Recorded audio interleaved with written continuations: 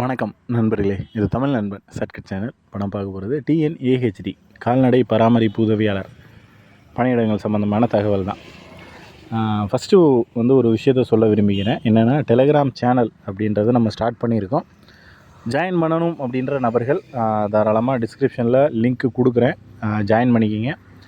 என்ன காரணம் அதில் ஜாயின் பண்ணணும் அப்படின்றதுனா, முதல் விஷயம், ஏன்னா இப்போ எல்லாமே முடிஞ்சுது.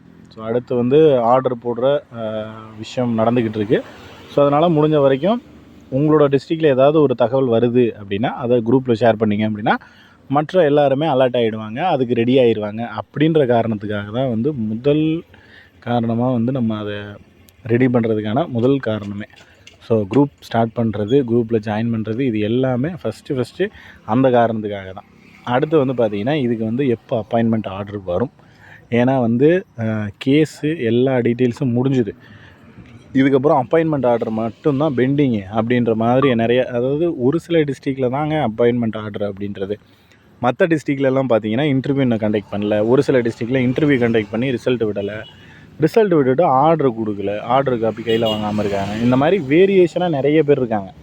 பட் இப்போ என்னென்னா, ஃபைனலாக எல்லா கேஸ், அதாவது இதில் நிறைய கேசஸ் போட்டிருந்தாங்க, எல்லா கேஸையும் உடைச்சாச்சு, எல்லா கேஸும் முடிஞ்சுது, எல்லாமே ஃபினிஷ் ஆகிடுச்சு. இதுக்கப்புறம் வரக்கூடிய நாட்களில் உங்களுக்கு நல்ல நியூஸ் மட்டும்தான் வரும்.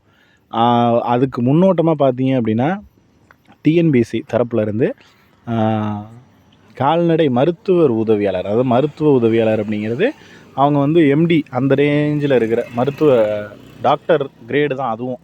ஸோ அதுக்கு ஆள் எடுக்கிறாங்க.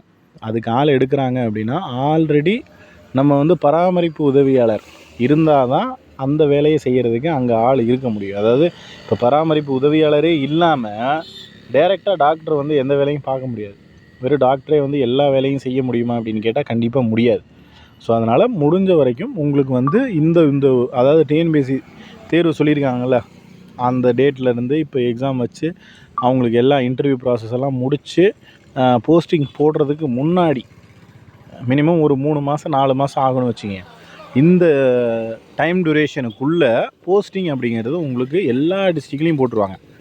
நீங்கள் என்னென்னா, குரூப்பில் ஸ்டார்ட் பண்ணதுலேருந்து என்ன பண்ணுறீங்க அப்படின்னா, டெய்லியுமே கேட்டுக்கிட்டு இருக்கீங்க, என்றைக்கு ஆர்டர் வரும், எப்போ அப்பாயின்மெண்ட் ஆகும், எப்போ அடுத்த அப்டேட் வரும் அப்படின்றது. இப்போ டெய்லி கேட்குறதால ஒரு பிரயோஜனமும் இல்லை. நமக்கு தெரிஞ்சு இன்னும் ஒரு 15 நாள் 20 நாள் அப்படின்னு சொல்லியிருக்காங்க. பட் நான் என்ன சொல்கிறேன்னா, மினிமம் 2லேருந்து ஒரு 3 மாதம், 2 மாதம் வரையும் கூட வெயிட் பண்ணுங்கள். ஸோ அந்த டைம் டியூரேஷனுக்குள்ளே நமக்கு எல்லா போஸ்டிங்கும் ஃபில்லப் பண்ணிடுவாங்க, எல்லா மாவட்டத்துலேயும் ஃபில்லப் பண்ணிடுவாங்க. ஸோ அதனால் நீங்கள் இதில் சந்தேகப்படுற வேண்டிய வேலையே கிடையாது. முடிஞ்ச வரைக்கும் உங்களோட சர்டிஃபிகேட்ஸ் எல்லாமே எடுத்து தயார் நிலையில் வச்சுருங்க. எப்போ வேணால் கூப்பிடுவாங்க, திடுப்புன்னு கூப்பிடுவாங்க. திடீர்னு இன்டர்வியூ அட்டன் பண்ணால் சர்டிஃபிகேட் வெரிஃபிகேஷன் இருக்கும், அதுக்கு தயாராக இருங்க. இன்டர்வியூ முடித்தவங்க அப்பாயின்மெண்ட் ஆர்டர் போடுவாங்க, அதுக்கு தயாராக இருங்க.